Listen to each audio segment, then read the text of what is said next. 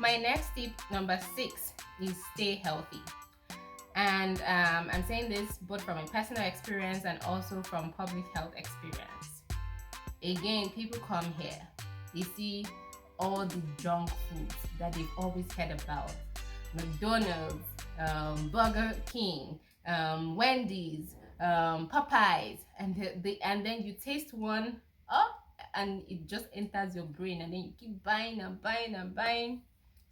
When I remember the first time I was going to the UK, my brother told me, he said something that I found was interesting. He said, I've seen a lot of people who have gone to the UK and immediately they became overweight.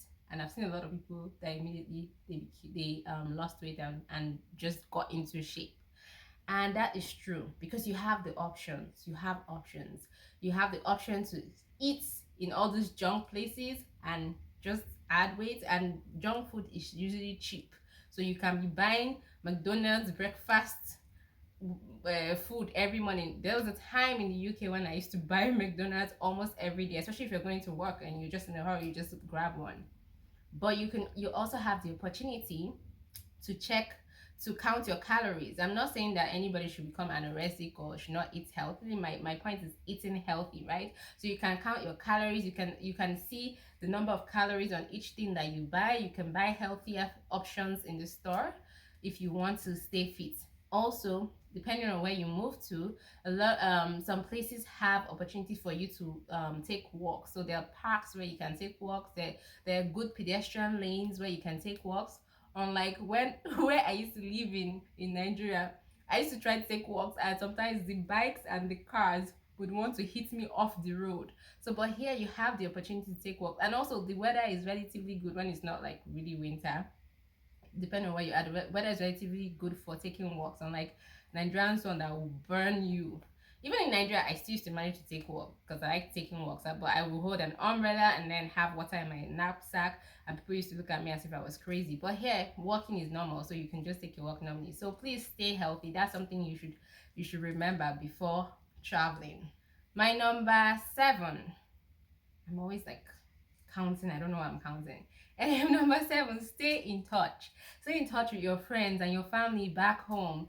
Like I said, some people come and then they just want to forget where they came from and cut off from everybody, but that's not right. You don't know where you're going to meet people. Those people have been your friends.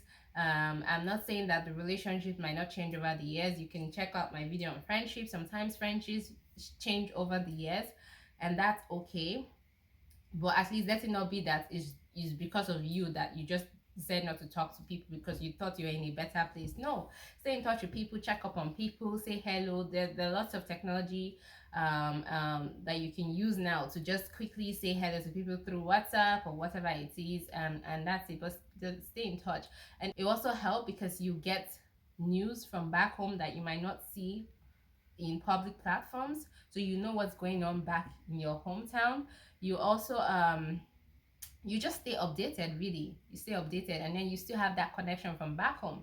Because what some people don't realize is, even when you move to a new place and then you decide that okay, you want to stay in that new place, you want to apply for Canadian citizenship or UK citizenship or whatever, you might be asked to go out and get your some records from back home, like police certificates. You might be asked for your transcripts, and you might not have the opportunity to start flying back home to go and get those things.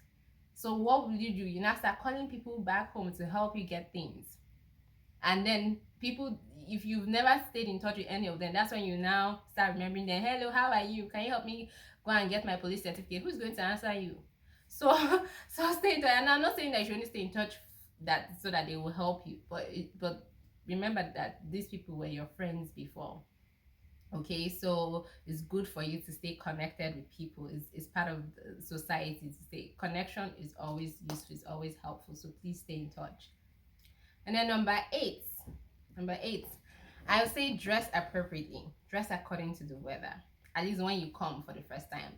I've made a video about winter in Canada. You can check that out as well in my playlist. And I've said cold is relative, so that's why I say dress appropriately, because you might come here and it's too cold for you and people are wearing bomb shorts and short clothes and you're trying to follow them. Meanwhile, you're going to freeze. No, dress how you will feel comfortable until you acclimatize, your body gets used to the weather. Then you can decide to switch up. So fashion should not be your primary one your primary one goal, like your priority when you come here. Dress for comfort, dress for the weather, so that you can stay well, because people fall ill during the winter. People also die of heat wave during the summer. So please don't, because you left Nigeria, you must take winter picture, you go and wear sweater, turtleneck in the winter to snap picture. Don't do it. And also because actually wear turtleneck to go and snap in the summer, sorry, in the summer, and then in the winter, like, you must snap under the snow when it's cold outside, just to show everybody that you've arrived in the abroad. Please don't do it.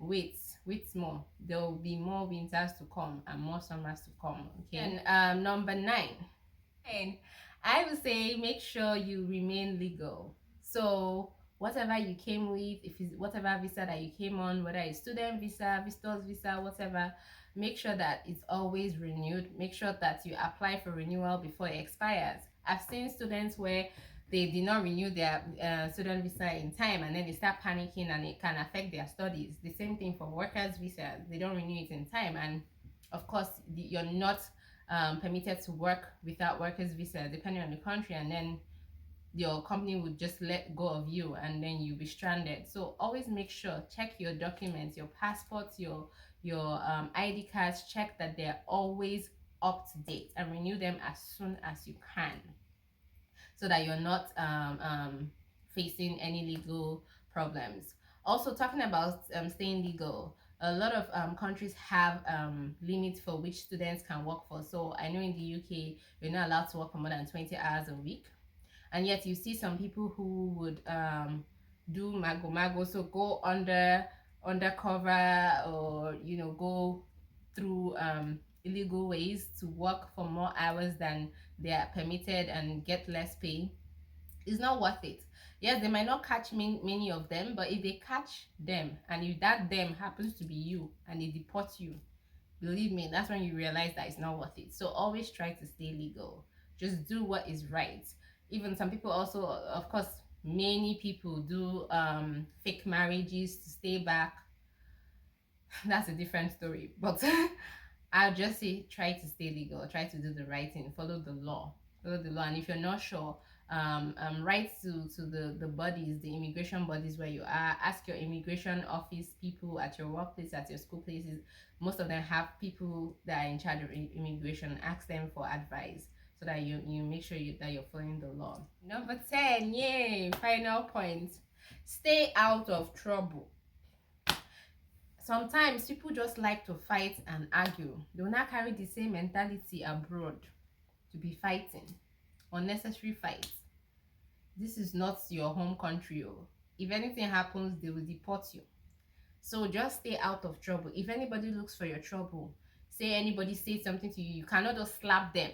You know how sometimes in Nigeria, if somebody annoys you, you just slap them. You can't just slap them. You will slap and you will enter jail. So just anything that anybody does to you, just calm down first. Then maybe even try to get proof of it. Then you go and report. Yes, I'm telling you, it's better to be a reporter than to be a fighter here. So please stay out of trouble. It's important, so that you can live peacefully, at least until you get your passports. But even at that, sometimes it can take, even if you're not born in a country, they can still take the passport away from you. So just try to stay out of trouble is important, even for peace of mind, and hopefully you have a wonderful stay. So I hope these tips are helpful to you. I hope that there are things that when you move from wherever you came from, will help you settle in. And like I said, I learned some of them over the years. Some I already knew, but I really had to experience it, like the weight stuff. I gained weight, and then I realized, oh, even though I had been told before I even came, and then that's when I now started trying to work to get rid of the weight. So I hope that these things, these tips that I've given to you, or this lessons would be helpful to you the way they've been helpful to me. And I hope that you can share them with your friends and your family and all the people that are living in their home countries, looking for the land of Canaan, or aka greener pastures. I hope that this will be helpful to them. Until next time, stay happy, stay healthy, and stay safe. Thank you so much for listening to my video. I appreciate you coming. Don't forget to click like on the video. Don't forget to comment and maybe share some tips or lessons that you've learned living in the diaspora, moving away from home. And also don't forget to subscribe if you haven't subscribed. Thank you so much again for watching. Until next time, please stay safe, stay healthy, stay happy, and be true to yourself. Thank you. Bye.